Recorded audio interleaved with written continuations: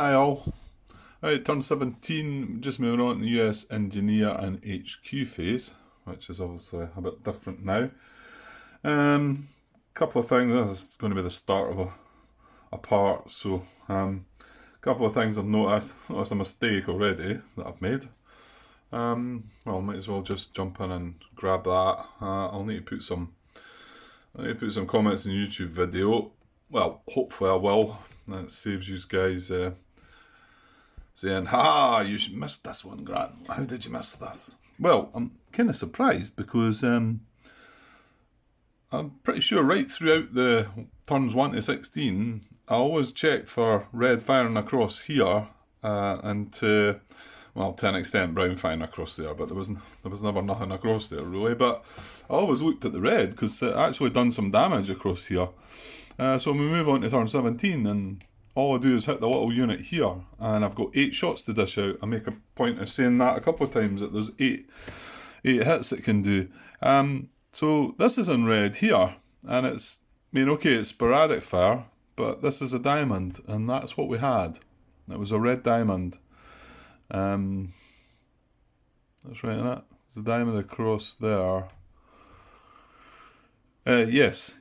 So, but that one was a sporadic, and I was just hopeful. I don't think this is in red, is it? No, it's not. I was kind of hopeful. I was just looking back in the video, and I thought, is that red? But I think it's just brown and orange. So it is just here. Sorry, and it's the guy with the climb marker on him. So he's going to be disrupted again. Fortunately, it's just a disruption. So he's going to be sitting there again, though, for another turn. So I missed that.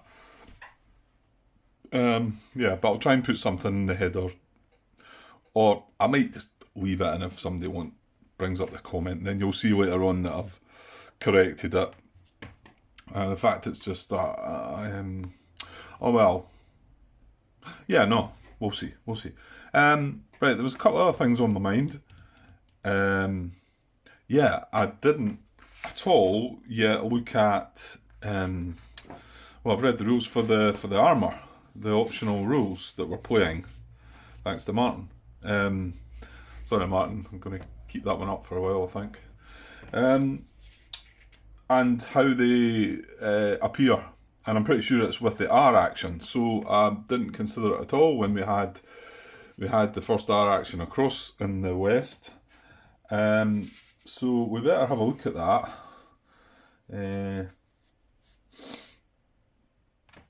Right, so German armour actions, right now. I need to know how they get actually placed. Right, here we go, 23.2, and these are optional rules that we're adding. Armour reinforcement appearance. Beginning on turn 17, a German armour unit enters play as a reinforcement if all the following apply. There are... okay. Oh, no. I was going to say that's a thing with already, but it's not. There are no units in the tactical reinforcement pool. Well, we do not have tactical reinforcements. We only have divisional reinforcements. German armour may not enter until the tactical reinforcement pool is empty. So we've got that empty, so it could actually have happened. A reinforcement event is drawn... okay, it's not. It doesn't come from an action. A reinforcement event is drawn as the second event draw of the turn. German armour may not enter on the first event draw of the turn. What was our second event? It was place a hero, wasn't it? Okay, so from now on we're going to have to remember that when we draw our second event card, and it only applies to the second event card, as it just said, that if it's to place reinforcements, then we need to look back at this rule, basically. So hopefully I'll remember that then. Because it depends on where the hex is that you're going to reinforce, if it's going to be a tank, because I think it needs to be... Does it need to be on a road, I think, and things like that? Or a path? Just to read on just that wee bit further, the next part says, the reinforcement position indicated by the event card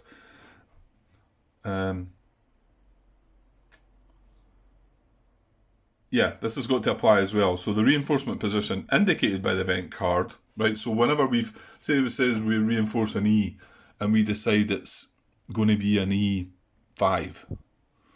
No, probably E4. So let's just say we reinforce an E. It's going to be E4. So then we read on. The reinforcement position indicated by the event card is in a hex with primary or secondary road. Well, that does. That has a...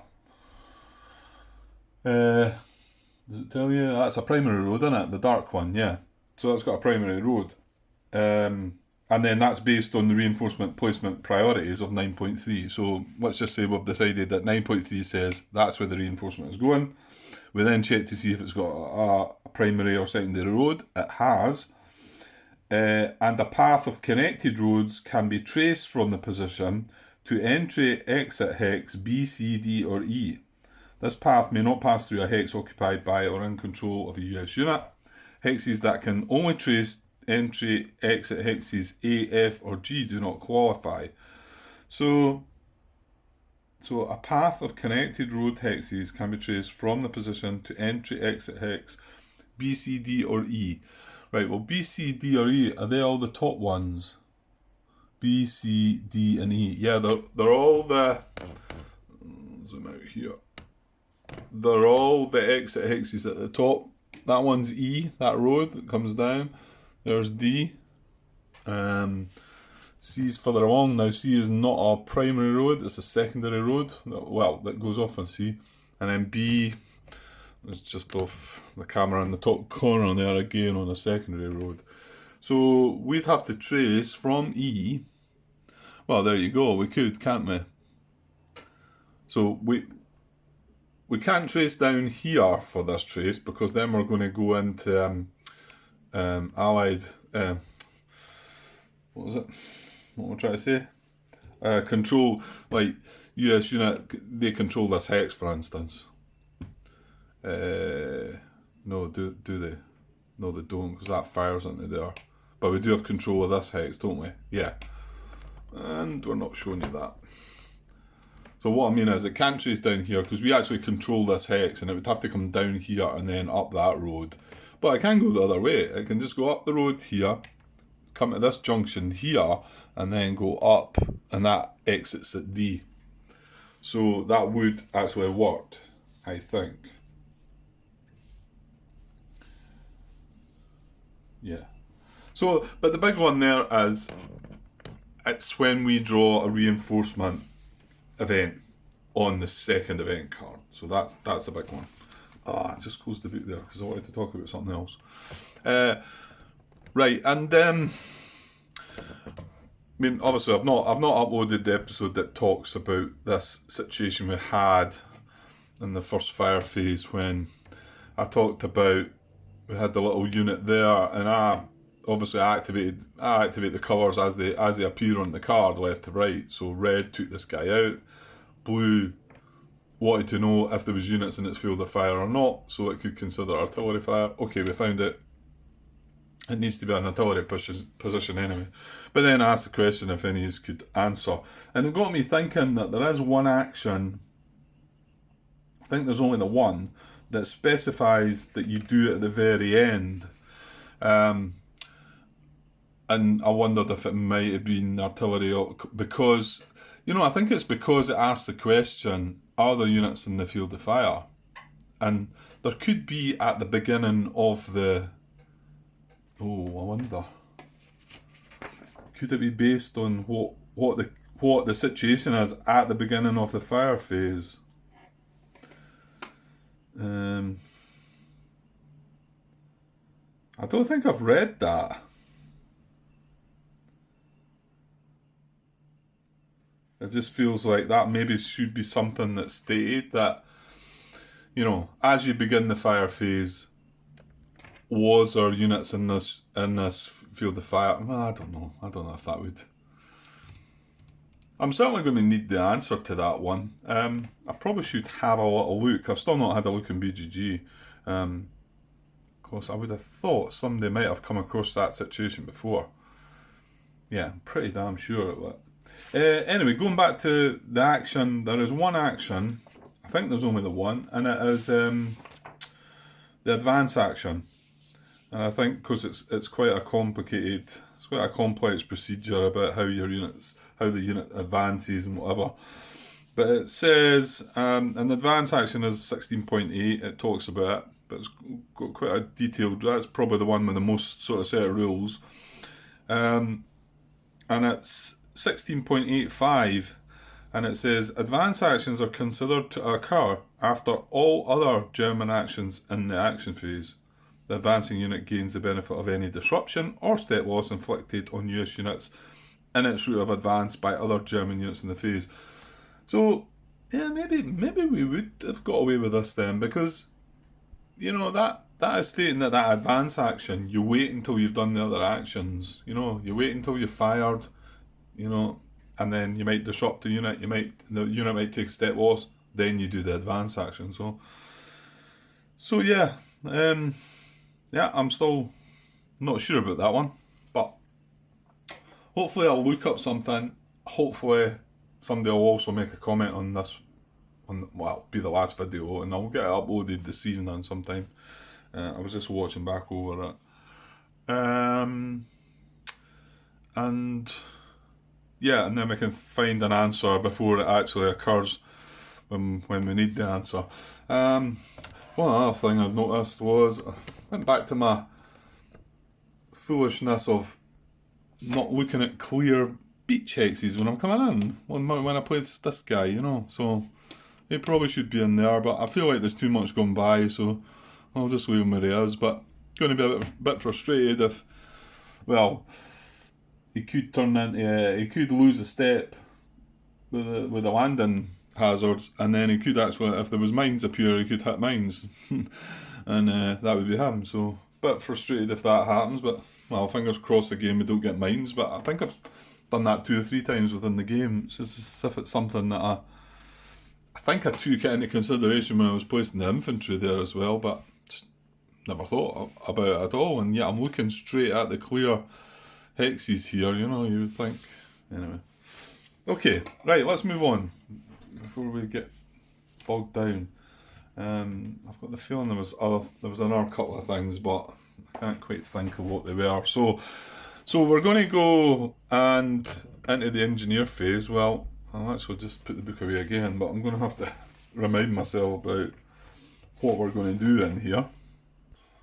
Okay, so you've got 2 engineer bases on each side. So beginning on turn 17, this is rule 19. 4 engineer bases, 2 per division, are available to you. Obviously, these numbers are relevant to the actual divisions that appeared, and I'm not awfully sure if one would be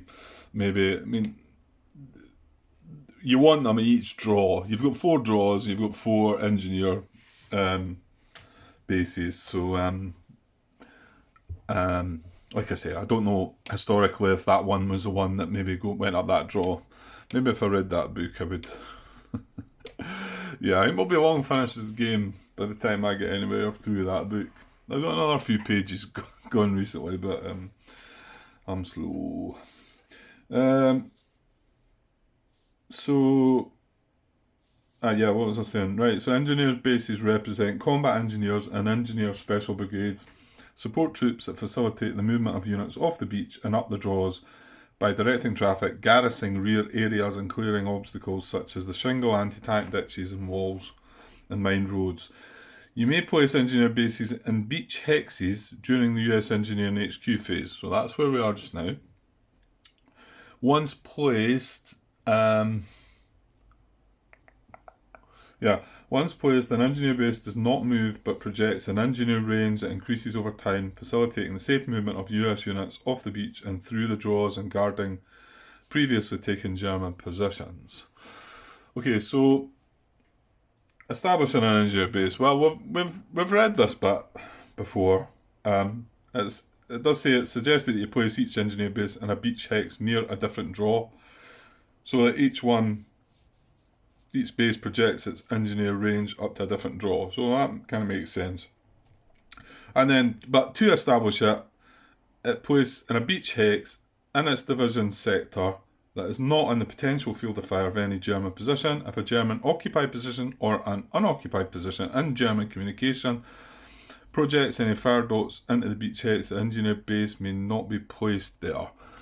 One thing I'll need to watch is what would happen, because we've got this unit here. If I then this turn move this unit away, which is probably going to be silly without putting something else in here, then German communications traceable to this, and it's unoccupied. So does that then mean once if I've got my engineer base down, it's going to then cause trouble toward that? So I just need to watch that one, I think. But I'm doing this anyway. Now, you're not limited to, or is it the HQ? There's one of them that you can only do. Well, hang on, let me read on. Upon placing an engineer base on the map, place a matching engineer range marker in the zero space of the engineer range track. Once placed, the base may not be moved. Well, I'm just going to go for that. So we're going to go with this 336 3481. And I said I wanted it in this hex here, didn't I? I'm not so sure it matters too much, but okay. So we've got our engineer base in there, right? I'll just cover him up because he's going to sit there. He can't move now. And then we take our, I'll put the other one out of the way now. We take the range marker for it, for the 336 348, and we put it down here in the zero box. So that's what he starts at. So he only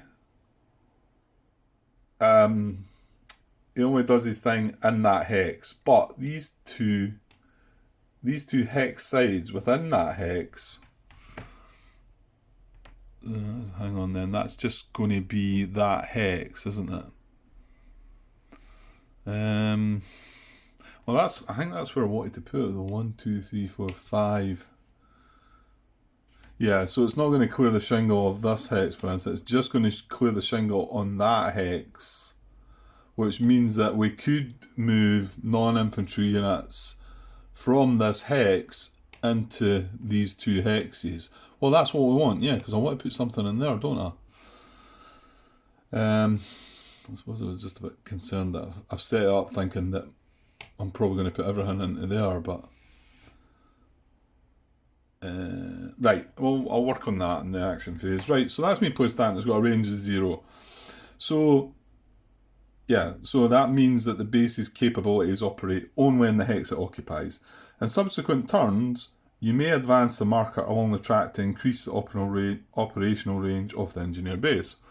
So next turn, I could move this along to 1, and then it does its thing, and the hexes round about. But here's the bit. During the US Engineering HQ phase, you may advance the engineer range marker for one already established engineer base per division, one space along the engineer track, as long as the engineer's base's hex is not currently in the potential field of fire of any German position. Well, there you go. So that's just answering my question. So if I was to do nothing else but maybe move this unit away from this, then when it come down to next engineer phase, I would not be able to move this. That would have to stay where it is. We wouldn't get any further because there's a potential field of fire from green. So we need to protect that as well. Okay, and 19.21 explains the divisional engineer operational limit. You may only place one engineer base, so I can't place any more this turn, right? Or increase one base's range per division. Oh, it's per division, per turn. You may not advance an engineer range marker in the same turn you place a new engineer base for that division. So I can't place the other engineer base in the first division this turn. I could place one of them across there. Then come the next HQ phase, I can either in each division I can either place a new base or advance one of the ranges. So you've got to try and work out what you're wanting to do with that as best you can. So yeah, I'll need to keep an eye on that. So do we actually want to place this other base? Well, I don't actually think we can we? No, because orange is firing into here still, so we're not going to be able to place that until we get rid of orange. And here, purple and blue's still firing into here. And I think, well, red's getting down to here as well, isn't it? So, I mean, purple goes right along here as well. So, sorry, I'm maybe just off there. So all these hexes are, well, even if I wanted to consider along here, because I did wonder about that. Red's still firing into here. Purple gets into there. But let's just say, if we disable red, I could possibly place it into there. So it clears that shingle there. So if we had a tank here, for instance, he could then move into here. He would then be able to move down this road, I believe, or could go back up the other road, along behind the shingle, if you like. I don't think there's any problems with that. However, you'd probably want to bring him down here, but as soon as he got to here, he wouldn't be able to get through this. What is that again? Anti-tank wall. So he wouldn't be able to get through the anti-tank wall until the range of the engineer base reached 1, 2, 3. And in fact, it would need to be 4 because this is a mined road, so you couldn't actually go through into the mine road. Although the anti-tank wall would be down, the mine road would still be there until the range stretched to 4. So it'd be silly to put it there because, well, I mean, okay, the range does actually reach to 5. So would it be silly?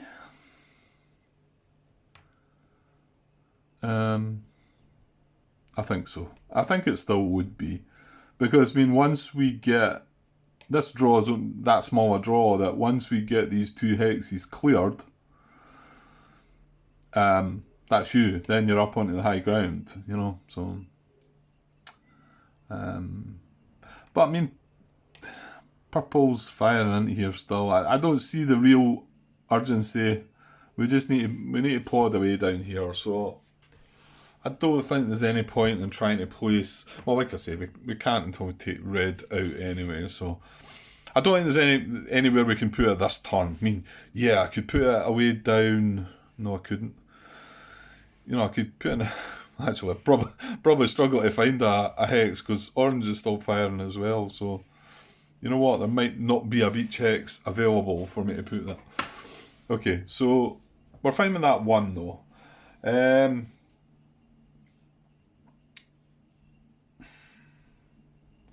Right, and then I'll go over the capabilities of them, or what they do. I mean, they place garrisons, they remove the shingle, they remove mines, they traffic manage my units up the draw. You know, they give free movement to units in the draw within their range, all that kind of stuff. So that's fine. So I'll leave that at that. So it does let us consider. I mean, yeah. Here's the other thing: the units. Yeah, the units in that hex. Right, that's one we do need to read then. So the traffic management says, U.S. units that begin their move in a beach, pavilion, or draw hex in an engineer unit's range of operations. Now that would at the moment only be the units in this hex. May perform a movement action for free. A unit you are moving via traffic management may be moved onto the high ground. The traffic management benefit does not extend to units beginning their move on the high ground and does not allow combat actions. So, yeah, actual fact, that can give free moves to the infantry units as well, which I didn't think about at the time, but it seems to be allowed, so... yeah. Maybe perform a movement action for free, but then they couldn't do a combat action. However, I've got the general round about these guys anyway, but that does signify that I may now be able to move my general away, knowing that some of these infantry can also benefit from a free move, but they've got to be in. They've got to begin their move in a beach, pavilion, or draw hex in the engineer unit's range. So, for instance, if the range is 2 and I've got an infantry unit here, or, well, we would have to be an infantry unit, I think.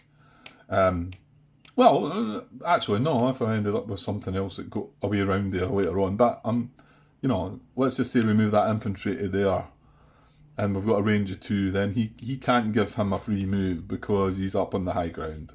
It's got to be in the beach, pavilion, or draw.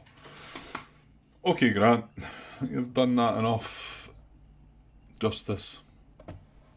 Probably more than enough. I suppose these are all new things, and I want to refresh them for myself too, so I guess these first couple of turns are probably going to be longer than they maybe would have been if I just sort of said, right, engineer phase, right, I'm going to put my engineer base there and move the range and whatever. Okay, so now the next thing we need to look at is command posts as well. I don't think we were doing that, so I don't think we need to. We've got 2 HQs on the board, obviously.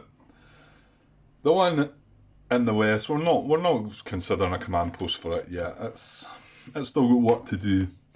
This one here, well, yellow fires into this hex. So it's exactly the same as engineer base. There's a potential field of fire in this hex, so I cannot create my command post here. Now, what we suggested we would do in the action phase is, and it's quite nice that we've got this the way it's worked. My thinking is our movement's going to be like that. Obviously, not in that order because the HQ's got to move last.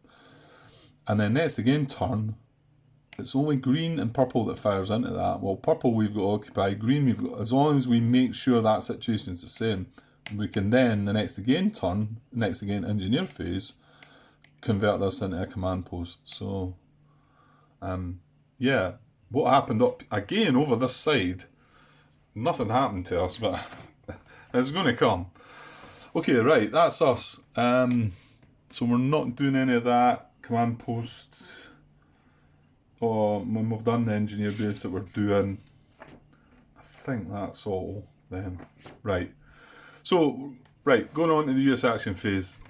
One thing I meant to say when I started this video, and I'm going to have to take a pause in a bit anyway, so before we get this, maybe just make a wee cut here before we start the action phase. Sorry, these videos are going to be long. I can't really, I enjoy it this way as well, so I should maybe just stop apologising, and I'm sure if you want to like zoom through it at double speed or not even, or get to the point where you lose the will and just switch it off, that's up to yourself obviously. Yeah, what I wanted to say was that if I was to recommend this game to somebody else, I certainly would. It's an amazing game. It's brutal, and I'm even seeing myself, and I've played it a few times. I know how it works. Frustration can get you. You're not going to get a good outcome when you draw a German fire card. That's probably that card that we drew in the west, in the east last turn, for being in the extended game was probably as good as it gets. But I mean, we still lost a one-step unit. Well, in actual fact, and we missed a disruption. But you're going to get these results, but it's really hard to not feel the pain when you see something, and you can hear it in my voice that I do it myself. I'm like, oh, you're kidding, you're having a laugh, surely not. It's like, that's the thing about this game, it's going to do it to you every turn, every single turn. Whenever you draw a fire card, and the 2 events we drew this turn, to be honest, really good.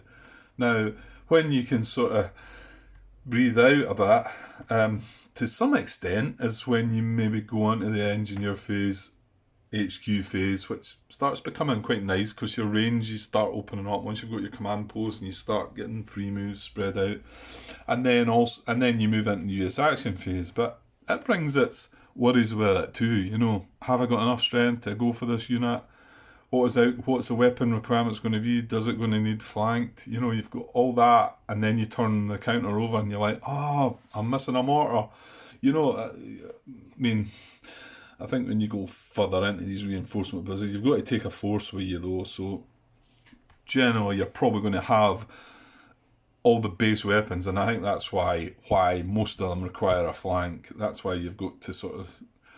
It's not just getting 2 stacks of units side by side against the unit. You know, you've got to move them so that they're flanking. And then you turn it over and that's that, and there's frustration again. And yeah, I mean, I would have no hesitation in recommending the game, but if that affects you in any way or bothers you, it certainly is. I mean, I get a bit flustered by it myself, but then you realise that's what the game does. That's what it does, and it's brutal but brilliant. That's the words I would use, or brilliant but brutal is probably the right way of putting it. Anyway, yeah, I did want to say, because I was watching back in that last part, and I was cringing at what was it happened here, and I was like, oh, you're having a laugh. Oh, seriously, I lost my tank, didn't I? I had the tank and this was a full strength infantry unit, and it was double red hitting armour. So this guy got hit, and it was a circle. They were both circles. That's something to wonder about. I mean, the fact that they can hit more now, should you be stacking the similar symbols? I don't know. I mean, if it had been a diamond, none of them would have been hit. You know, if it had been a triangle, none of them would have been hit. So I don't know if there's anything you can take from that or not. But it's probably, I mean, there's Martin saying he's played the game 20 plus times.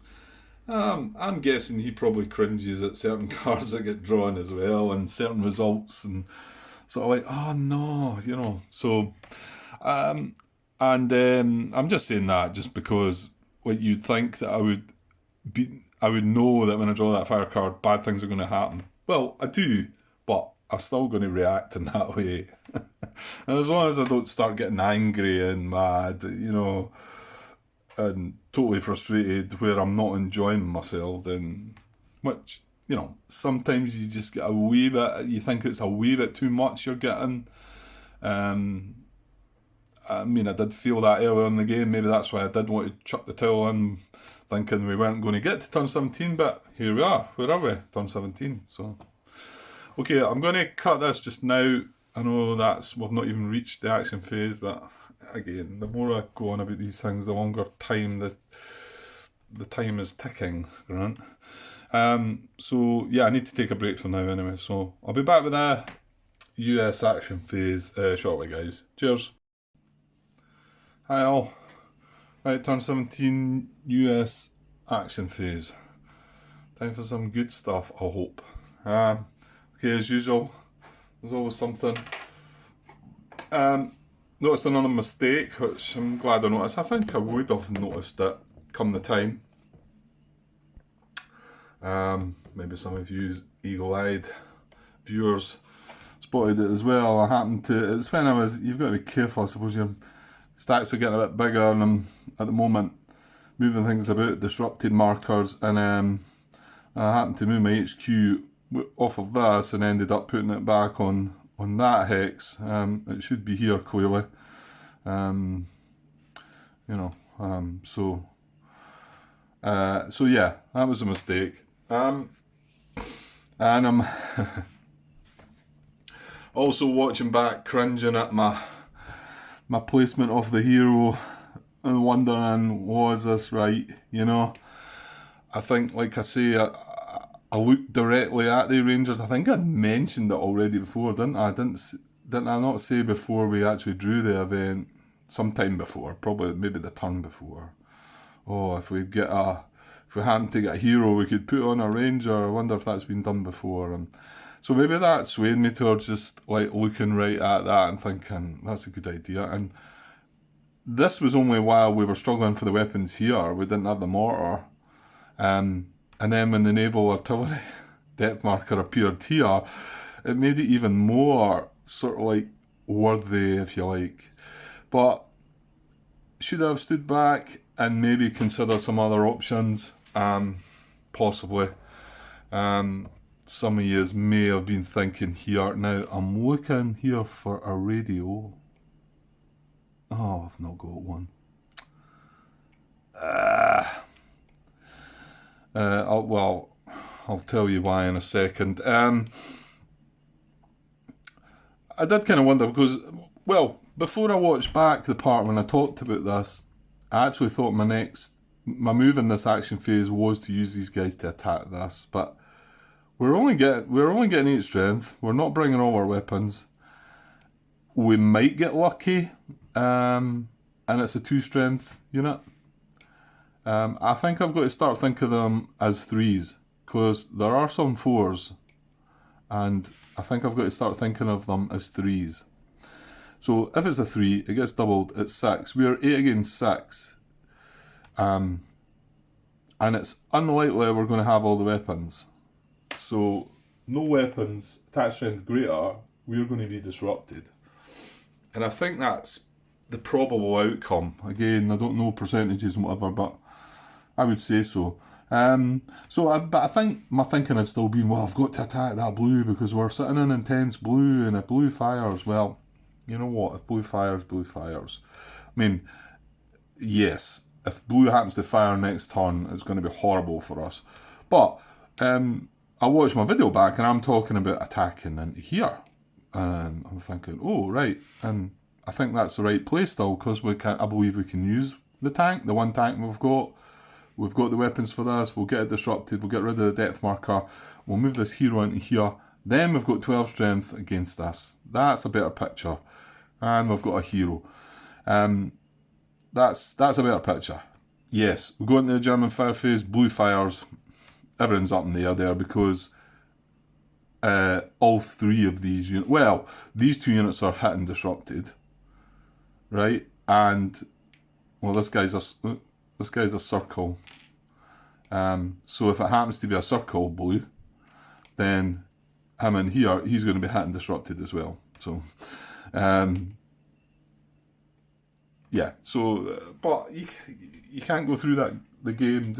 Sometimes your luck's got to be there. Blue maybe doesn't turn up. You get lucky, and then next action phase, we can maybe have that 12 strength. And I suppose the reason I'm saying, would you put the hero on one of these guys and maybe have a pop at this guy? You know, if I'd put the hero on there with a 9 strength, but I've got a wild card weapon, you know? But is that enough still? It probably isn't it? It's probably a likely... Well, like Martin says, a lot of flank. If flank turns up and we're 9 strength against 6 strength, that's it. We're disrupted again, you know, and we can't use the hero for flank. So probably wouldn't have mattered. Although I did sort of think when I looked at it, I thought maybe I should have put it there and then but I'm not going to attack this position this turn. I'm going to do that. Hope blue doesn't fire. I'm going to do that, move that hero into there. Hope blue doesn't fire. And yeah. That's what I think is going to happen. So, oh yeah, and I was asking about the radio, which is a bit of a bummer because then I might have considered that. Because if we had a radio, we've got that naval fire marker. And I'm pretty sure you need that. Well, is it 8.5 or something? The rule. I seem to recall seeing that. Yeah, naval fire markers. May expend a naval fire marker, this is 8.51. May expend a naval fire marker to include naval fire in any US attack if an infantry unit participating in the attack has a radio or is in command of an HQ. So it's probably the one infantry unit we've not got that's in command. Well, yeah, that's maybe not true, really. It's got to be an HQ as well. So, because that would add in 9 strength. Then I maybe would have considered it. But, yeah. Right, okay. Right, so let's get on to the action phase then anyway. I mean, I've put my hero where I've put him.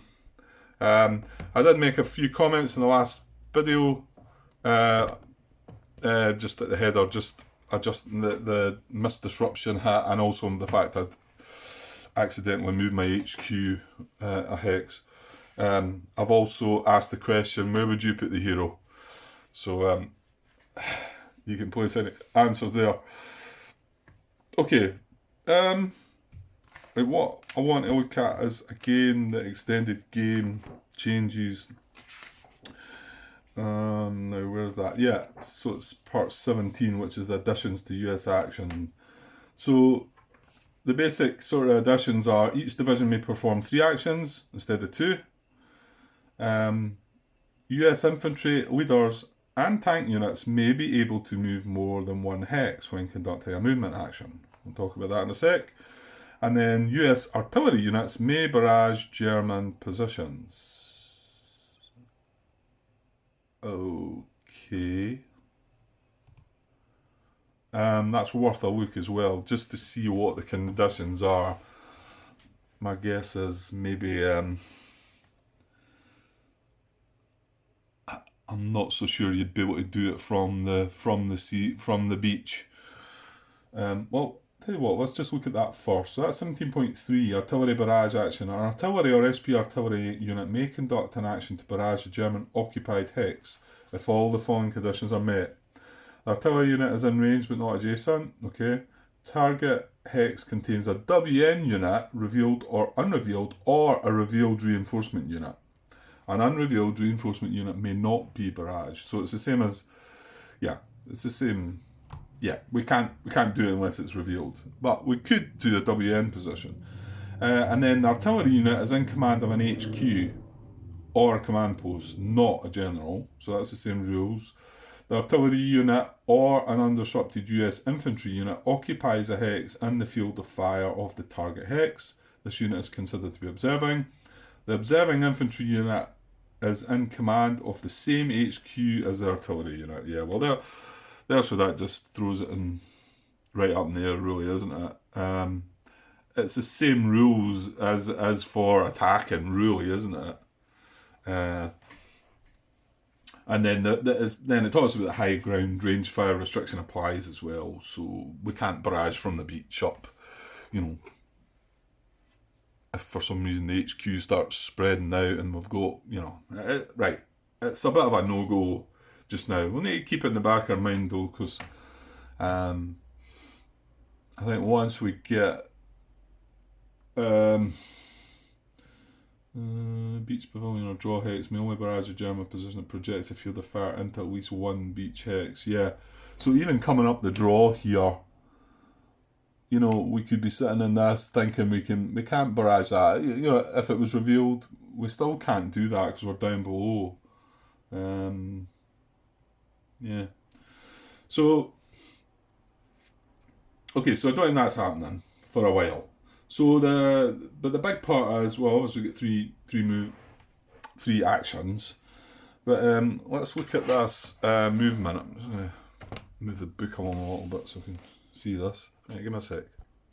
Okay, so 17.1, infantry and leader 2 hex movement. So it's 2 hexes you can move with infantry and leaders.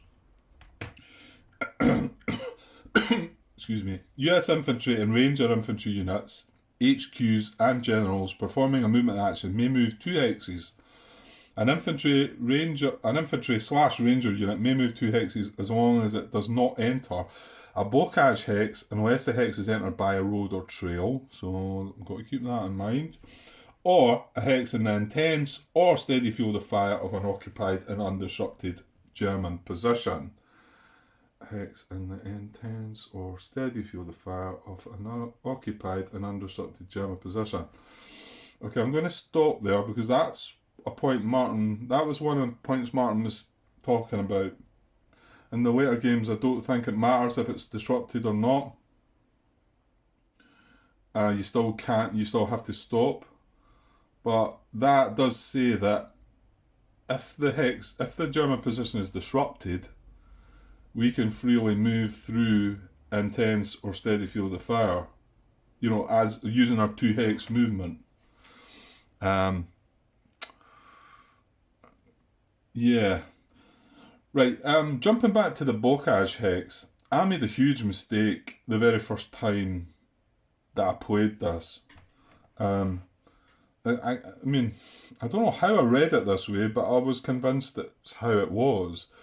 I mean, it straightforwardly says that it can move 2 hexes as long as it does not enter a Blockage hex, right? Unless it's with a road. But I, for somehow, took this to mean that, say I had a unit here, and I wanted to move into this hex, I'm just picking these two, that I could move 1, 2 hexes into that. Now, I'm entering a Blockage hex, but for some reason in my mind, I felt that because the first hex I was entering was not a Blockage hex, I could then move into a Blockage hex on my second movement. Not quite sure how I got to that stage, but it clearly does not give you any information that is correct. It just says an infantry unit may move 2 hexes as long as it does not enter a Blockage hex. So, I don't know. I don't know how I got that one, and I don't know why I'm mentioning it, because I can't see how anybody else could have seen that way as well, but you never know. Just in case you do, don't do that. It doesn't work. Well, if it does, then tell me, because it doesn't look like it does that. So it says, in other words, an infantry/ranger unit entering a Blockage hex not by a road or trail, or a hex in intense or steady fire, may only move 1 hex. Now, why does it not mention disrupted units there then? Well, maybe it's just because it says, or a hex in intense or steady field or steady fire may only move 1 hex. It doesn't mention if it's disrupted the unit or not, but the previous bullet does. A hex in the intense or steady field of fire of an occupied and undisrupted German position. So, yeah, for instance, if this guy's disrupted, we can freely move. I could move 1, 2 hexes. Well, that's up a bluff. I can move from here. I could go 1, 2, because he's disrupted. Yeah. And the Blockage, if it's going through a road, there's a road there, for instance. So let's not talk about any German units being there, but I could go 1, 2. Yeah, because I'm going, that's a Blockage hex, and that is as well. So I'm moving through 2 Blockage hexes, but there's a road taking them through. So that makes sense as well, right? So there we go. Now, tank road movement is slightly different. You know what? I'm not going to go into that until we actually get a tank on a road,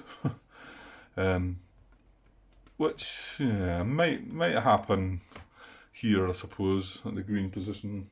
Now, what the other? Oh yeah, it's here as well. It's right after it about the climbing. So it's all in 17.1 really, and 17.11, 17.12. So 17.11 is an infantry ranger unit conducting the climb action to cross a bluff hexside does not receive a climb marker. So you can go from here to here without putting a climb marker on that bluff.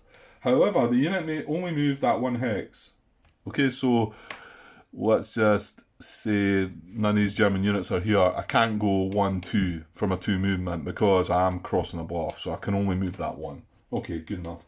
And then a leader crossing a bluff may move 2 hexes. So a leader, my HQ, again, let's forget these German units are here, and the general could go 1, 2. They could move across the bluff. Yeah, a leader. Yeah, so it does count the general and the HQ. And then 7.12 is about climbing the cliff. When an infantry/ranger unit conducts a climb action to climb a cliff, initiate the action by moving the unit across the cliff hexside and placing a climb marker on the unit instead of a climb cliff marker. So basically it's turning the cliff climb into a bluff, if you like, as we're done. So you move the, the units here, you move the unit into here and you put a climb marker on them. You don't do the whole climb cliff. So it's because the turns are moving up to 30-minute turns. It's longer now than what it was. That's part of the reason for it. We're like doubling up the turn, if you like. It's 30 minutes instead of 15 or something like that. And then in the next turn, you conduct a free action to remove the climb marker. So, okay, so that's kind of the basics of it all. Yeah. So I think that's all we need to know for now. So, what are we going to do? We're getting down to it now. I'm going to start moving right away if I can. So, as he pauses, I guess I was just looking there at possible. I mean, I'm going to move this unit in here, but here's a thought. I thought, oh, I can move 2 hexes. Well, I can't go 1, 2 into there because that's green field of fire. I'm not sure I would want it anyway. I could go 1, 2 into here though if I wanted to. But would I want to? I don't know. Well, I certainly want my HQ to be there, and I want to protect the purple hex. So, and I've got to watch this hex. Yeah, here we go. It's like, yeah, okay, Grant, you're just going to get right in there and start moving things. Not, are you? Okay, I'll try and pause a bit. Okay, I've decided to look down here first. This is my engineer base here, right? All these units are in that hex as well. Now, it doesn't matter about the infantry really, because they're getting a free move from the general anyway. Oh, these are both full strength. But these 2 units, these anti-aircraft units down below, were here. Now, the shingle's been removed on both these hex sides. So, these guys do have movement into this or this hex. And the traffic management says US units that begin their move in a beach pavilion or draw hex in an engineer unit's range of operations, which they are, may perform a move action for free. Now, I know I never talked about tank road movement, but just to let you know, artillery, armoured artillery, anti-tank and anti-air and armoured anti-air may only move 1 hex, so they don't get the opportunity to move. Not that I could here anyway, but well, actually, you could probably go along, but I can't. I'm not allowed to. So now whatever's in there's a tank in there as well, isn't there? But it's not in operation of that, and this side of the shingle would not be cleared, so it's not that I can move that guy into there, I don't believe. I don't think that's the case. My thinking is that you can only clear the shingle here and here, which doesn't enable movement from this hex into here. Although I could move a unit from here into here, I don't think I could move a unit from here into here.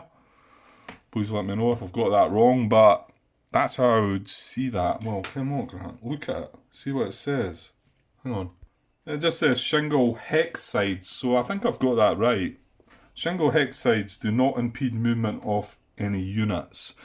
So because we've got a range of 0, it's just this hex side and this hex side. It is not this hex side, in my opinion. So these 2 units could move into here or here. Well, they're not better in there when I think about it. Because then we can move that infantry unit away, can't we? Whereas if we put them there, we've still got to consider that.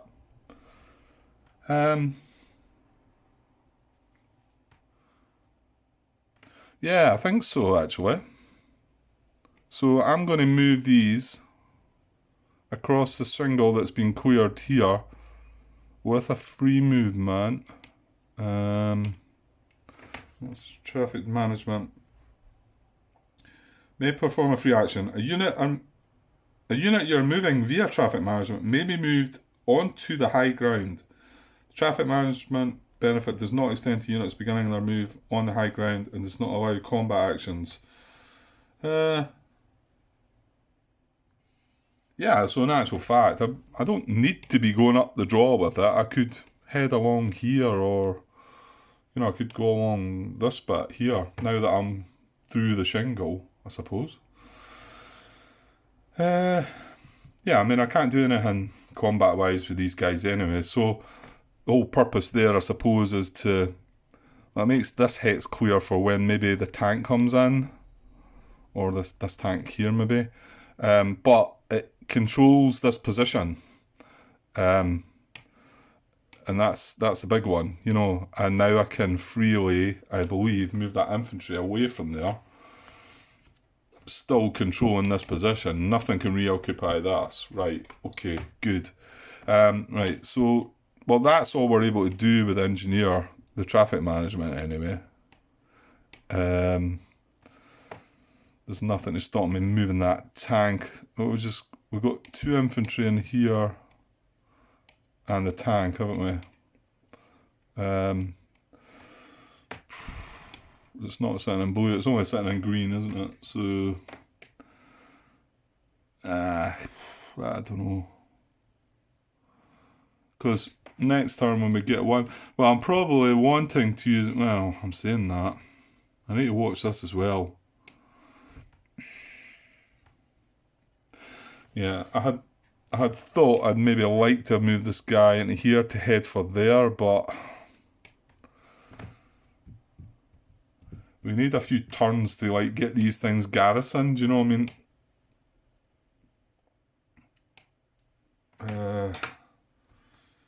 Everyone occupied. Not in field of fire of a German unit. Yeah. Yeah, I'm going to be able to garrison that hex. I won't be able to garrison that one because Brown's firing into there, but once we get range 1, 2, 3, I can garrison that hex. But at the moment, I've still got to keep an eye on that, haven't I? Right, hang on. I'm actually going to change my mind slightly there. I'm actually going to put this one into here. So they both got a free move from the engineer. One crossed that side, this one crossed this side. Oh, I forget we get 3 actions though as well, can't remember. So, what I think I'm going to do here is move this tank along with an action, but leave that there, I think. Hang on. Okay, this is hard. Right, I'm going to move this guy into here from a free move from the general. And I think I'm going to move this guy up the slope into here.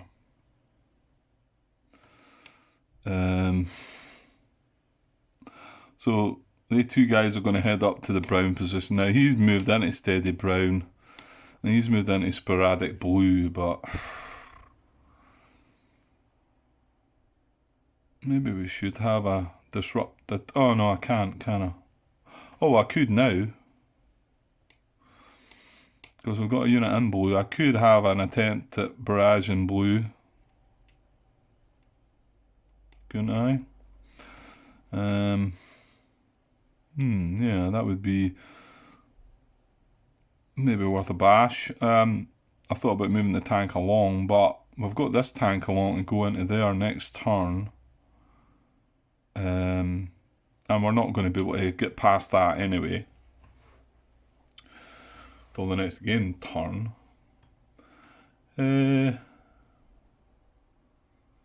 Should I have a wee random bash at blue? I think so, actually. So we're going to need the symbol. So, I'm not in blue, but I'm in range. This guy's in blue. We're in command of a general. So, no, actually, just covered up the symbol. What is it? A circle. So we need a blue circle to barrage blue. He looks up to we had a blue circle a couple of cards ago. I don't think we're going to be drawing any other cards anyway, so if you're going to go for it. The only thing being, are you going to move the general?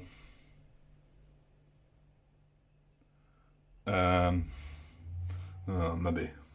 Oh, you know what? If I don't start making some decisions, we're going to be here forever. Right, I'm going to do that. I'm going to barrage blue. So we need a blue circle. We got blue, but it's a diamond, so that doesn't work. Okay, right. Hang on. Right, hang on.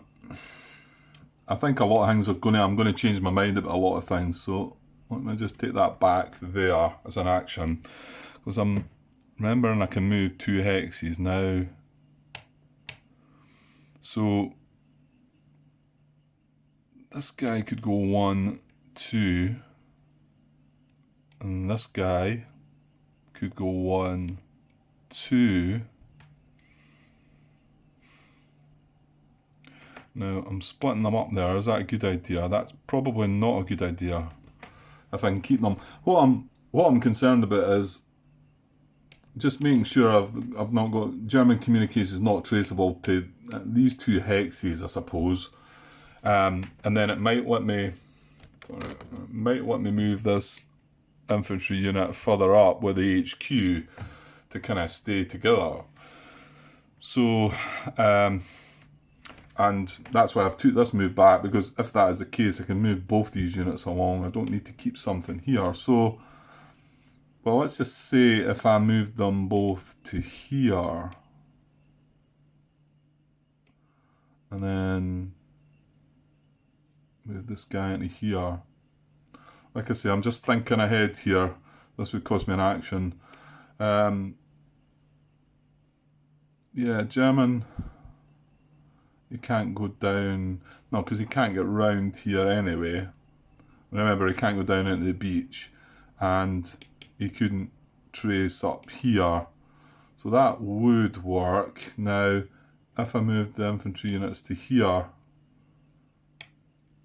and moved that unit from there to there, would that still block communication? Bear in mind, I'm talking about moving these away though as well. I'm going to have to watch here. I'm going to get myself all muddled up. Like these 2 were here. So communication cannot,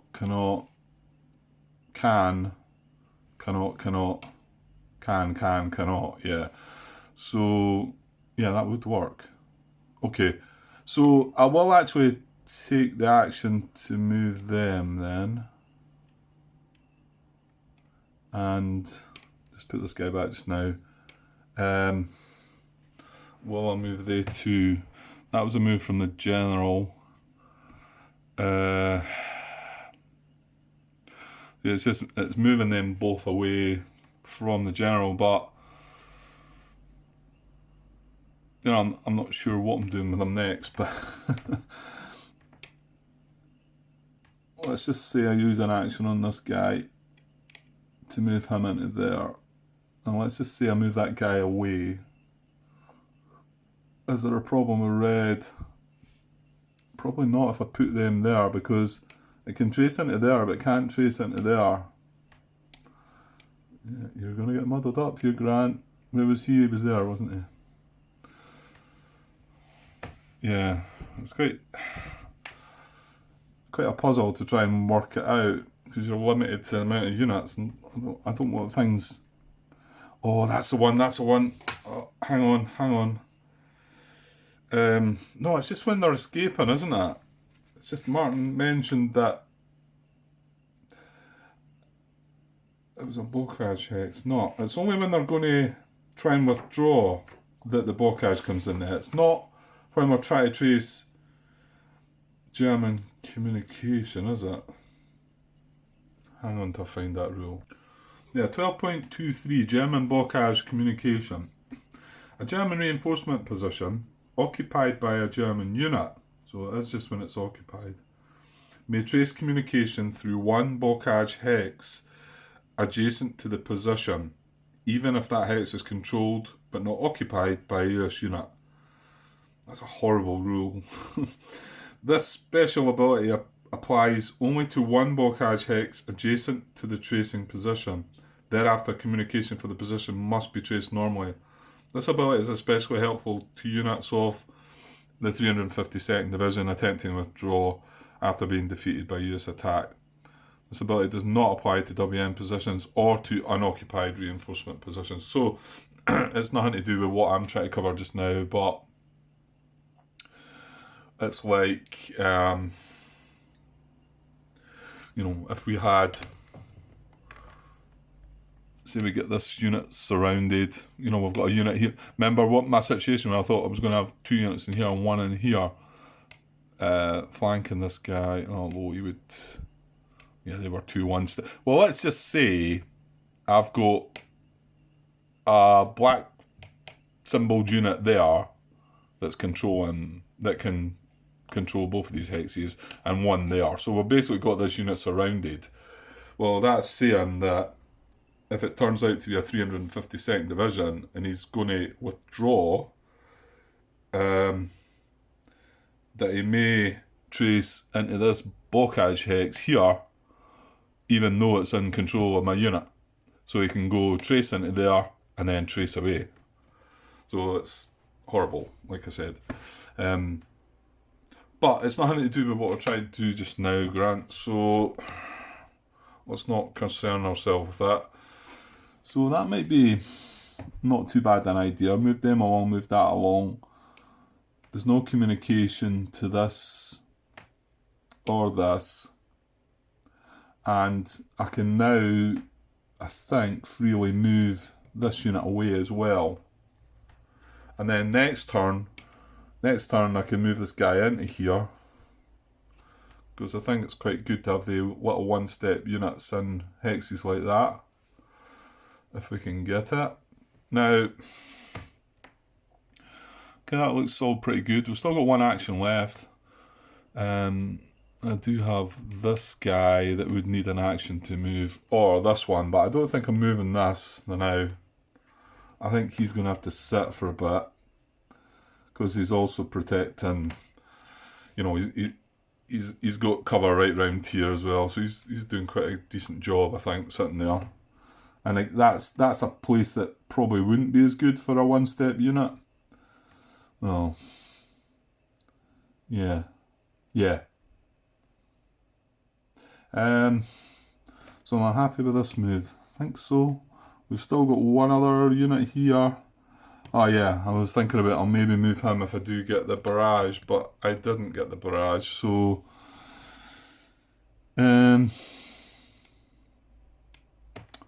okay, I don't know.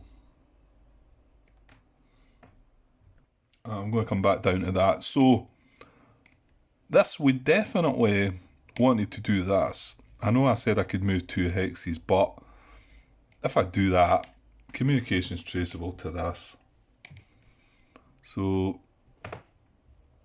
I'm not so sure we want to get daft like that, do we? Oh.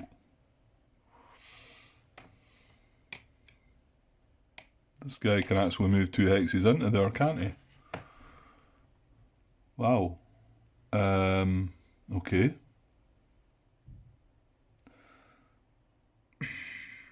It's a weaker unit than that. Am I going to open this up though? To communication. If I've done that, let's just have a look. No. Well, that's assuming I leave that there though. Yes. Yeah. No, that would. So we need to do something about that.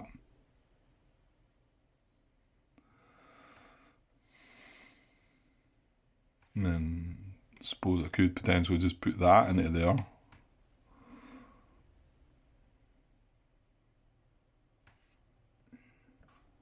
Yeah, I'm not so sure there's the need for that though.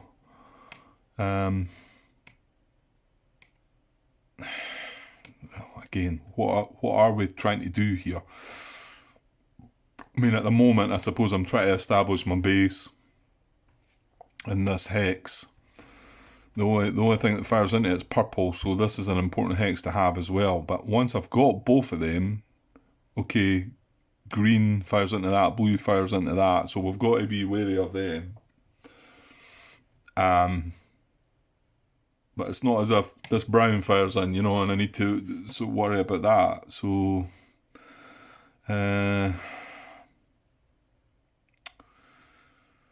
so if we go like that,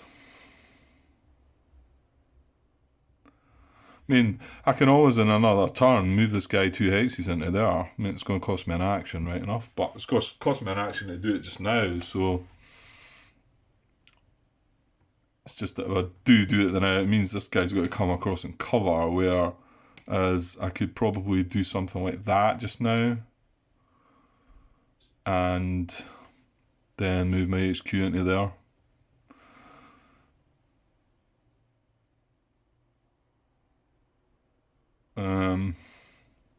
Yeah, maybe.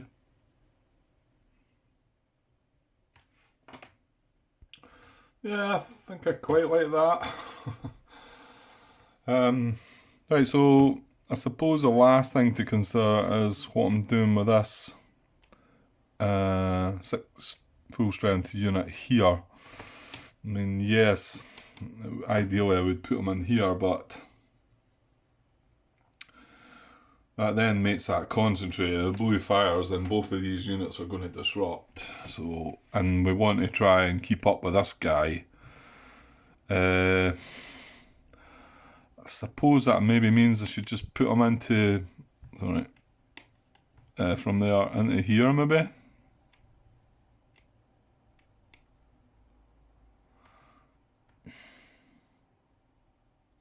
Which actually defeats the purpose of putting that little anti-aircraft thing into there, doesn't it? In fact, we moved that guy out of there, didn't we?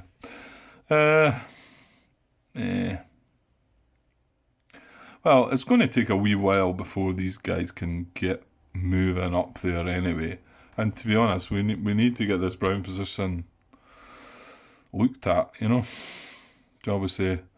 I mean, these two guys here, although I'm not comfortable moving them both next turn into there, but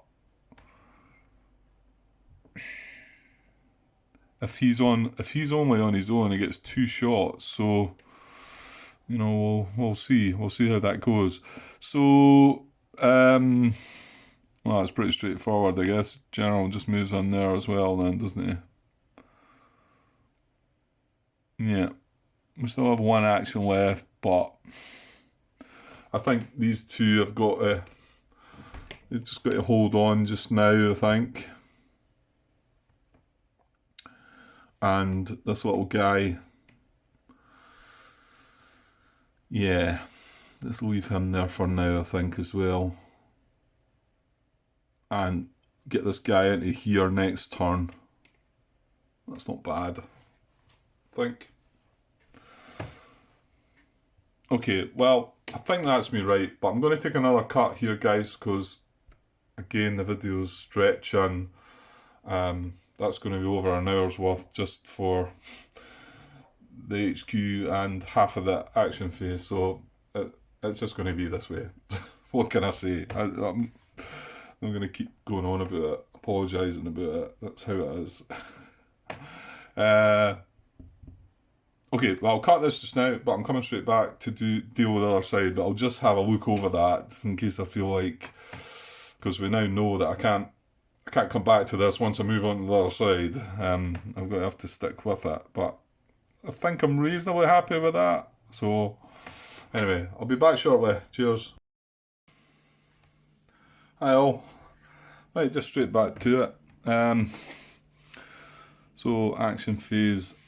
Yes, action phase in the west. Right, I've got quite a few disrupted units here, haven't I? Might as well deal with them first. So, disruption off of here. This guy's still trying to climb. That back on top. And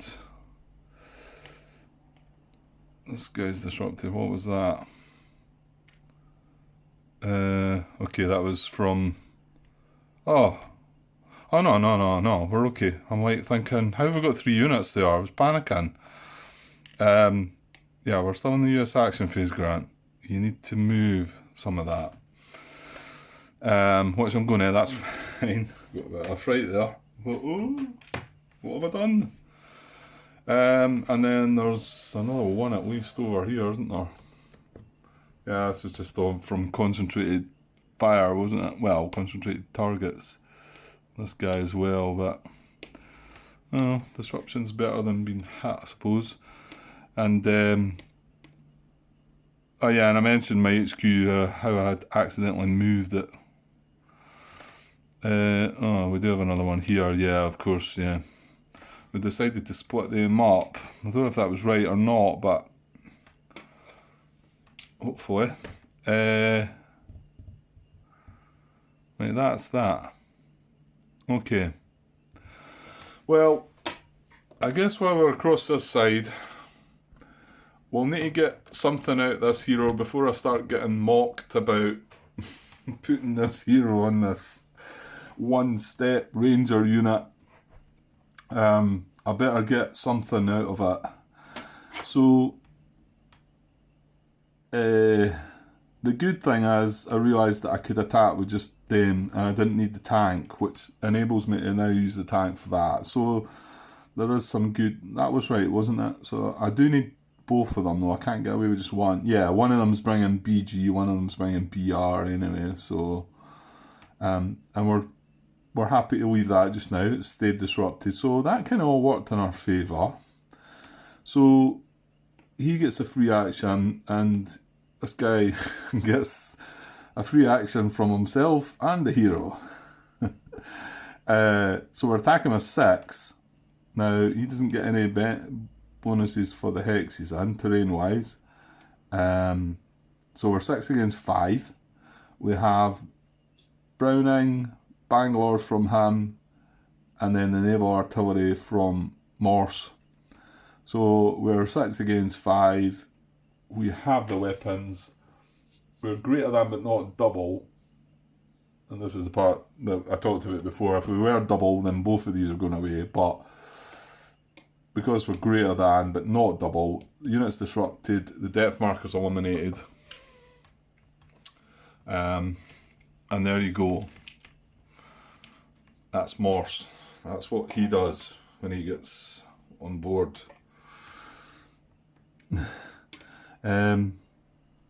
Okay. Yeah, I'm good with that. So, well, let's look at the other attack then, because we just talked about recently how initially I thought, oh, I'm going to have to attack this. Well, no, these guys are going to just hope for the best. But we can...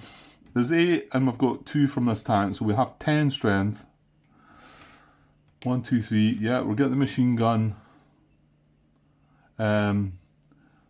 The mortar, we get the mortar from that guy.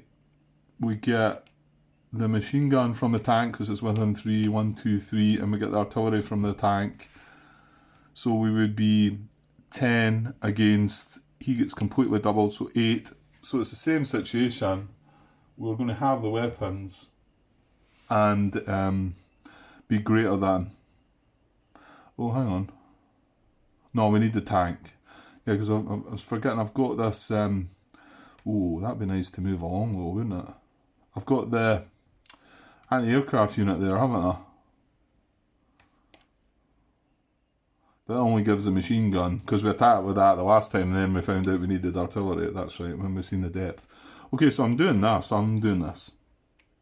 So, action there. And we're getting the support of the tank.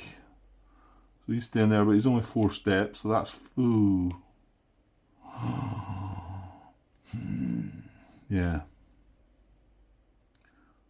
I think I maybe realised that. That means I can't move the anti-aircraft unit along. Well, actually, that's because this guy stayed disrupted, although I had an option to disrupt the other 2.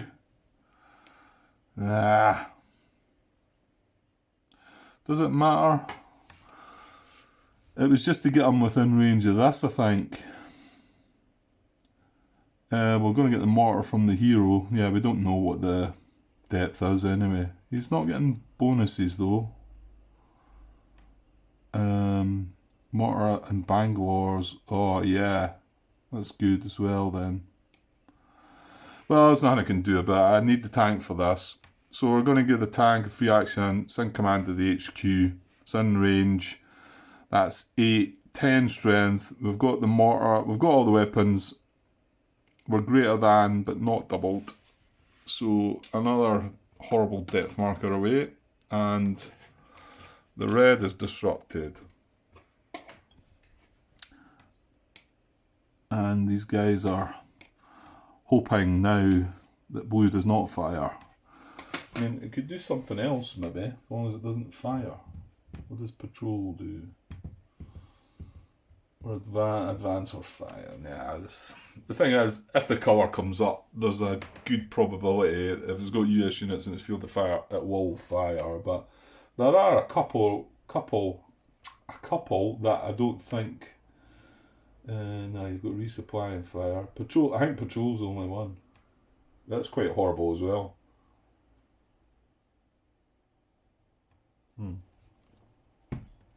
Okay. What is this doing here? Oh, yeah. That should be on that. We're just having a look, yeah.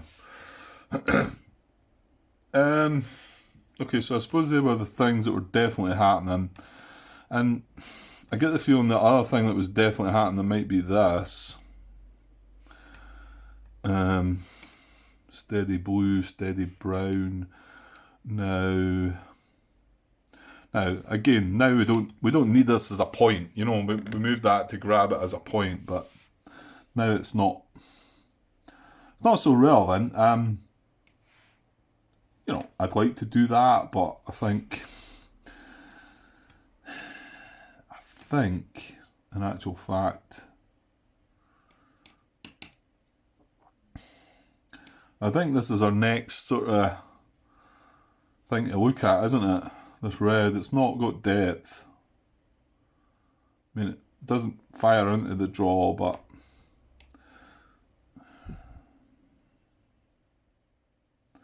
so thing is, I don't want to move this down here just now until I'm ready with the Rangers, I suppose. Or at least have one of the Rangers anyway. I mean, I wouldn't mind an attack with 8 if we were getting flanking on just a single unit. I think that's okay. Well, maybe not. Again, 12's a magic number, I think, isn't it? Because if he's a 3, he gets doubled to a 6. We've got double. We disrupt him. Doesn't matter if we've got the weapons or not. So that is a magic number. But sometimes it's just not feasible. I think you've maybe got to take chances. So what do? Do we leave that guy there? Well, probably not. Because he's got a chance of getting disrupted there. But I don't want to move him into here. Because that actually opens up supply communication to this hex.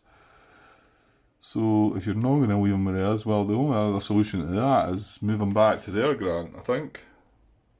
And then he's comfortable in there until he's ready to move into here when we get this ranger into here.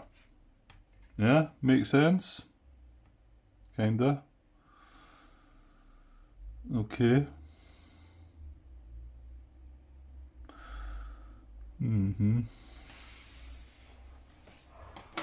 Right. So what we got, the rest of the stuff, I might as well try and finish off what we've got down here. So you got this unit, this guy took a hit, a couple units that took a disruption. Yeah, the anti-aircraft unit, but, well, we can't do nothing with that. We could move it into there, but what's the point in that? I really wanted to move it into here. Right, well, I can't move it.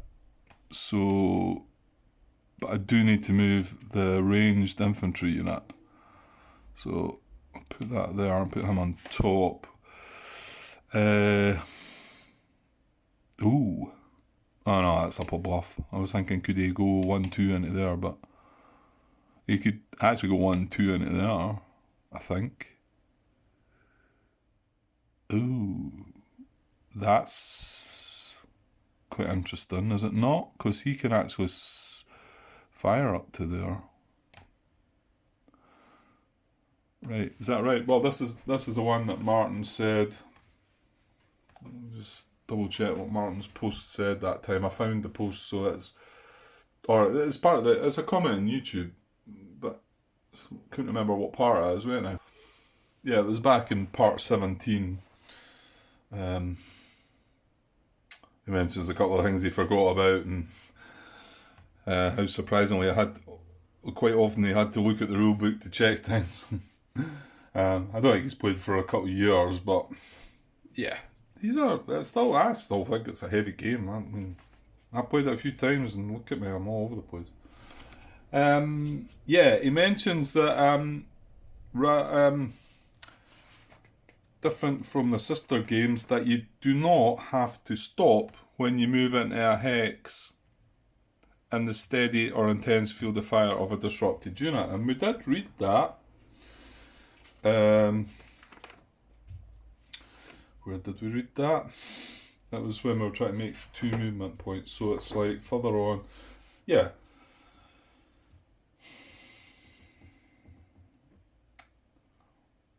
An infantry ranger unit may move 2 hexes. An infantry/ranger unit may move 2 hexes as long as it does not enter a hex in the intense or steady field of fire of an occupied and undisrupted German position. So, I mean, yeah, he is right. So, this purple position's disrupted. So, if this wasn't disrupted, I could move into there and I would have... Oh, in fact, red's disrupted too. So this is red and green steady fire into here. Red and purple steady fire. Green's not occupied, so that doesn't matter. But red and purple, if either one of them was undisrupted, we would move into there and we would have to stop. However, I can make my 2 hex movement by going 1-2 into there. Or even 1-2 into there, actually. There's nothing to stop me. The seawall bit doesn't stop me. That's only for... So yeah, as far as I can read it, Martin, that does say that there. The following sentence is a bit... So in other words, it says, an infantry/ranger unit enter a... Well, it mentions the blockage as well. There's 2 bullets, a blockage hex unless entered by a road or trail, or a hex in an intense or steady field of fire of an occupied and undisrupted German position. In other words, an infantry/ranger unit entering a blockage hex, not by road or trail, or a hex in intense or steady fire, may only move 1 hex.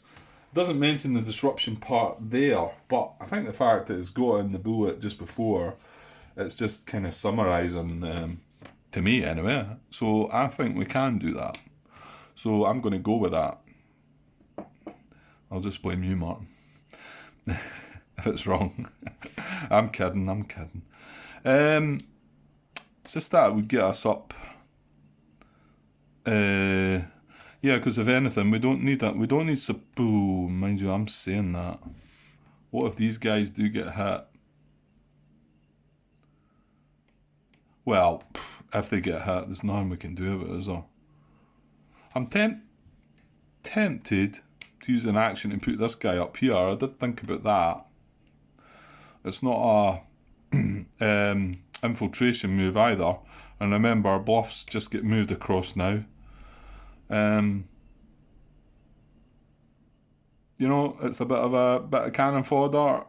If blue fires, they get 4 shots though, because he's got depth, so it's like 1, 2, 3, and then if it's a circle, 4. That would be horrible, but possible. So do we do that? Yeah, and that's me thinking that if I did put that guy there, could I keep this within range? Maybe if we need to. No, I need to move. Well, I can move the HQ into there. That's fine. I think I'll go with that, because he can fire up to there, can't he? Yeah, as long as we've got an adjacent attacking unit. Now, what happens if next turn both blue and purple... Can one of these guys take this out? BG and BR, would you believe it? Well, he could be BG and BR, and he's 3 strength. That's equal with the weapons. Disrupt some. It's not ideally what you want. You want to just finish him off, but that guy could just disrupt him on his own, and then this guy could initiate the attack here. Oh, he's got the Bangors are here, aren't they? Oh,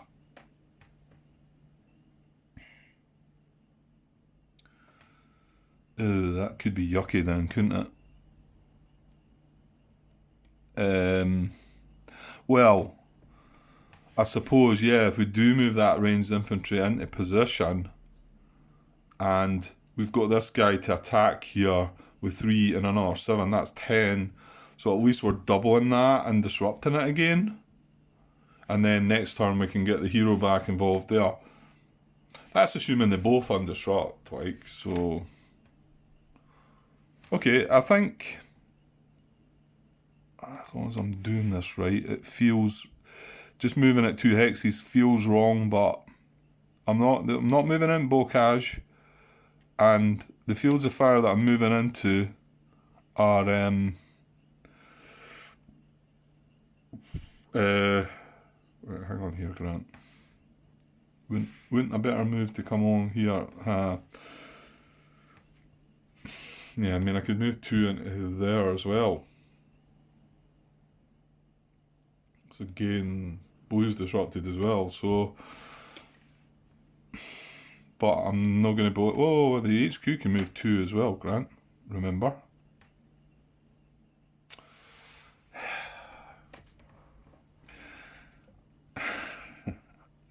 What a game. Right, well, what are we going to do with this guy?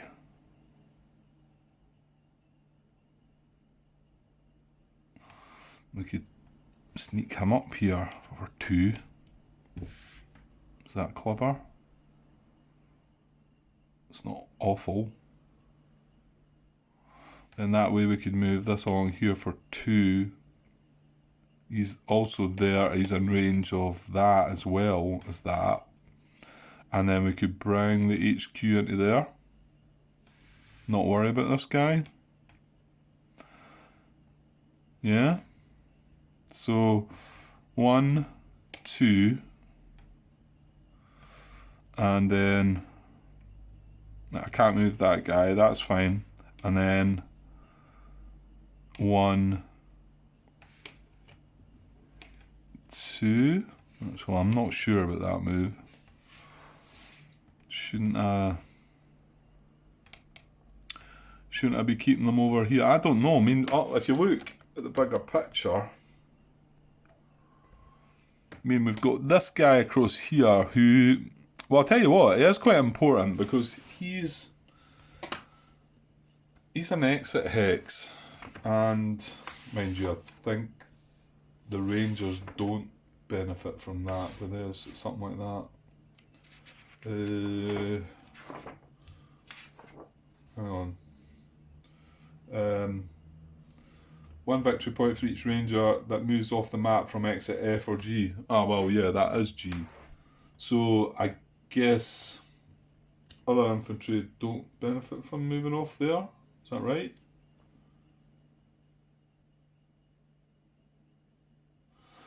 Yeah, no. 1 victory point for each armour or regular infantry step that moves off the map. And remember, these are steps, not units, so take that into consideration too.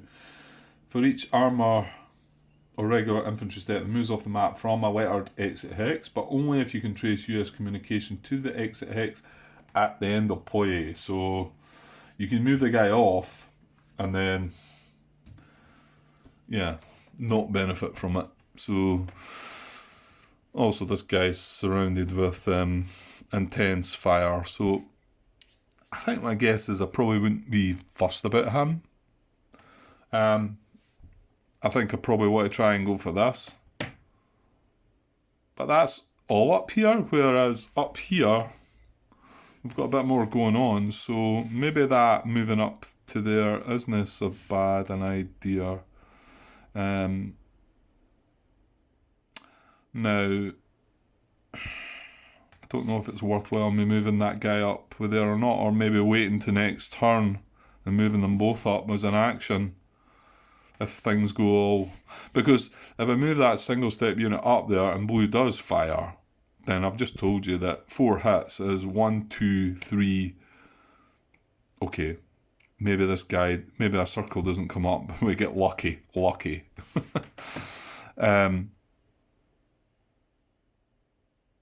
So yeah, so moving him into there, it's not as if it's going to save one of these guys, which would have made some sense, you know. Okay, so it looks like we're going to go with that then. And then we can't. Right, that's flipped. We can't move him anyway, which is a bit of a shame. But we will move the HQ. Oh yeah, we can move the HQ 2 steps as well, but there's no real need, is there? No. No, I'm just going to move the HQ into there, I think. This guy, hopefully going to land into there. And if there's mines, I'm going to be... Oops. This guy, if there's mines, I'm going to be kicking myself. When he probably should have been placed here. However, that's your bad, Grant. Now,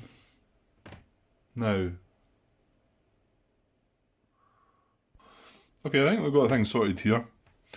The only 2 things we've not moved is this and this, but this is nowhere to go. Really, I don't see the point in moving it there. So, and this, I think, like I've just worked out, it'd be better just to leave that as when we can move these 2 guys up there next turn. There's no point putting it into the... If it was saving one of them, yes. Oh yeah, this guy was on a mission, wasn't he? No, he's not going to get 2 movement though, is he? Well, here's the thought. Oh, no, it's not a thought. No. The best I'm going to get out of that is moving him into there, I think. Which is probably what I'm going to do. Oh, I probably want to barrage orange, don't I? Right, well, anyway, let's get along this side, because I might be able to just, if I can get this wrapped up, it might just be one video after all. It started going a bit quicker. Yeah, okay.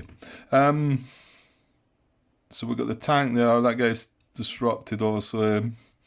Or was disrupted, right. Yeah, I'm not sure what we're doing here, though. This might take a bit longer than I think. Yeah, we're wanting to get up to the orange. Yeah, and the whole plan is really just to get this guy and hopefully the tank.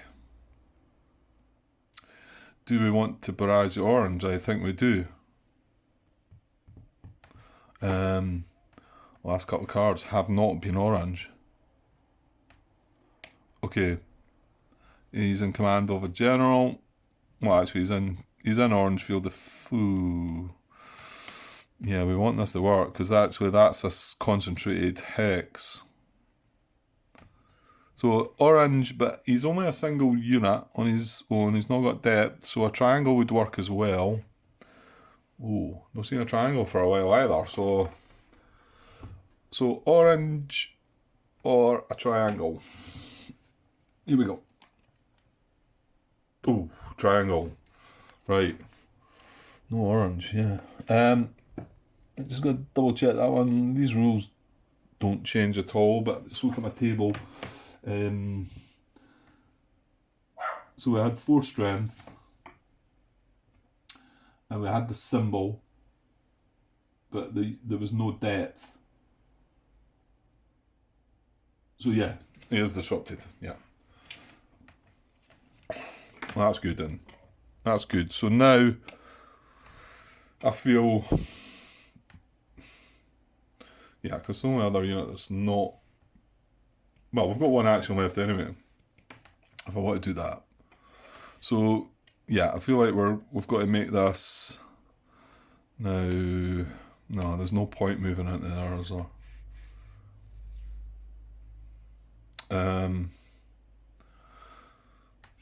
Well, yeah, it doesn't really matter. That's the safer hex. I mean, I'm thinking, well, what if these undisrupt? But I mean, if they undisrupt, you know, I'm sitting in sporadic red. Well, I suppose that is safer. It is safer hex, yeah. And if I was in there, I'd have to then move into there next turn anyway, so it's not benefiting me any. Okay, what about the rest? Jesus. Well, I talked about moving some across, didn't I? But I'm not sure if we're ready for that. I'm just thinking that it might be better just sneaking our way up here. This is a WM position up here as well inland. And you've got the rocket one just across as well. But these are two horrible positions, reinforcement positions with depth. So we kind of want to stay out of them for the moment. Yeah, this is a nasty area, isn't it?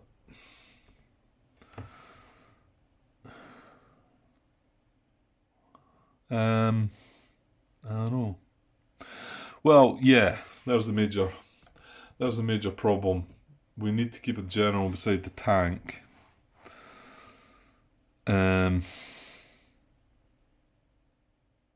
Oh, that's ranged infantry, Grant. That's ranged infantry. And we've disrupted orange. There's another 2 hex move into there that gets us in range of there. Admittedly, nah, that's not any good till next turn anyway, isn't it?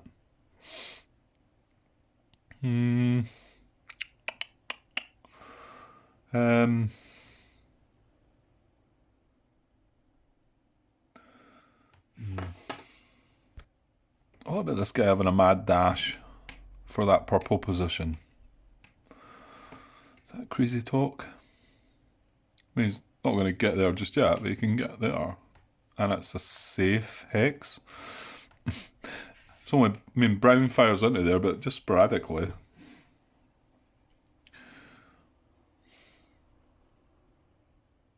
And it's just to kind of like take that hex. It wouldn't be nice reinforcement hex that for what we are maybe going to try and achieve.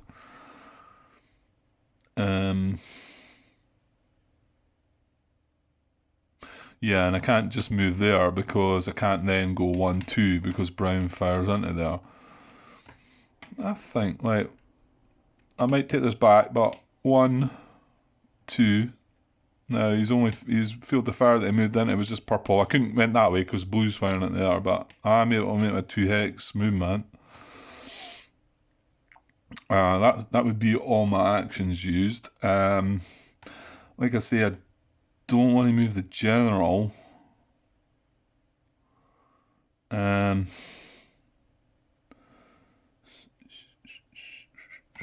I do need to move this unit or something is going to die. Yeah. Okay. This isn't concentrated, is it?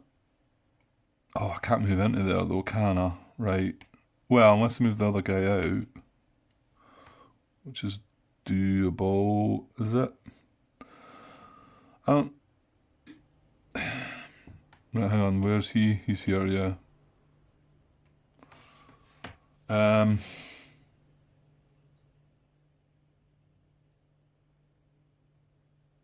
Grr. I don't know.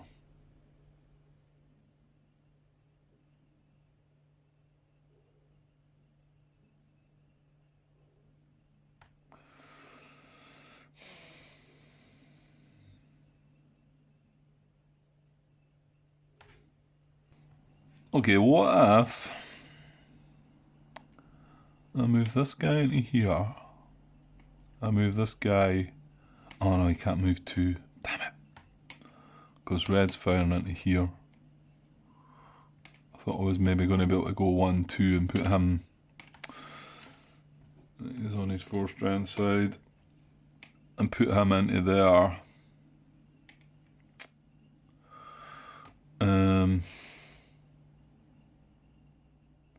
I think I could maybe consider having a go at this with some of the stuff. I really want to start getting some Barrage going, maybe, to maybe disrupt at least a part of it. I mean,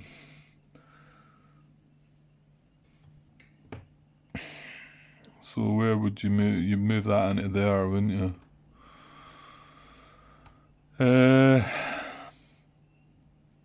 That's sporadic red though, isn't it?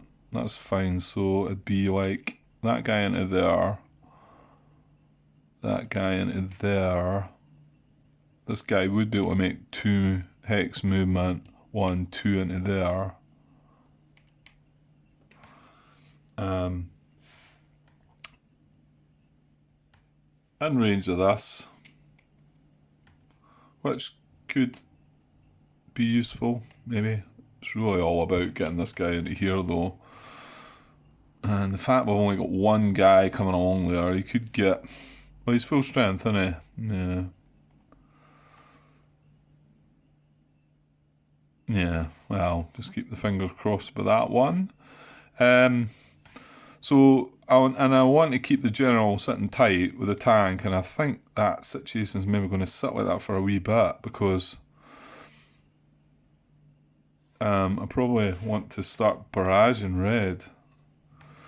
We would be able to, because we've got units in red there that could observe. So the last thought is, what am I doing with this guy? Has he got a purpose?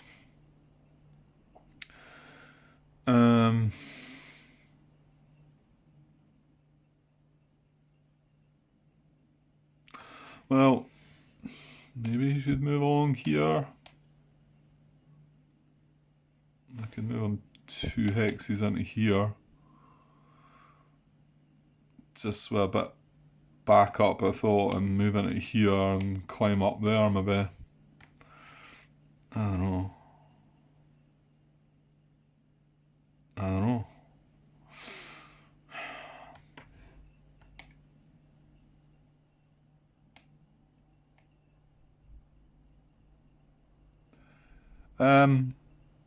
Well, here's a thought. Why not just move him into there just now? And then, obviously, we then want to move that guy into there, but this guy could sit here, and then, as long as we've got this disrupted, we could move 1, 2 into here. As long as that's disrupted. Sitting to be able to come up there if need be. And then, if not, if everything goes to plan there, then he's fine. He's still here beside the general. This is a concentrated hex, but we've got orange disrupted, so that's okay. Should be okay, as I say. And we can't move the general, so we're still controlling all this. This is not in control, nor is this. But that'd be a nice... I'd like to get a nice wee action into there, actually. But already spoke earlier about when you draw the fire cards, none of it's good. So just try and remember that, Grant. Breathe deeply, and you'll be fine. Okay, 34 minutes. Yeah, that's probably an hour. Well, it's going to be an hour and 40 or so. But I don't think it's worthy of splitting up into another 2 episodes again. Okay, I'm just going to look things over there, and I think that's it. So, give me a sec. Okay, yeah, that was happy enough things, I think. So, move the phase marker back, cards are away, we're moved turn markers on to 18. No more catastrophic wash units yet, but yeah, that'll come.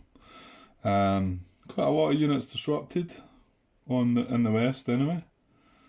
And nothing really much happened. We did get that reinforcement position in, what was it? C4, yeah. So, but that's the only thing really. I mean, yeah. Okay, right.